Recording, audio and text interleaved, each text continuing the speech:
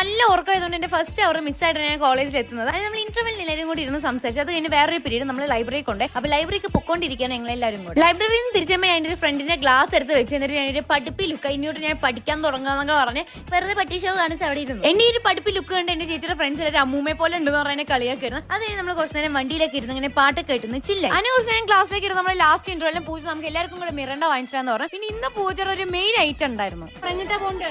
മസന്നുകുടി വഴി ഊട്ടിക്ക്. ആരൊക്കെ ട്രിപ്പിന് കൈ വെക്കൂ?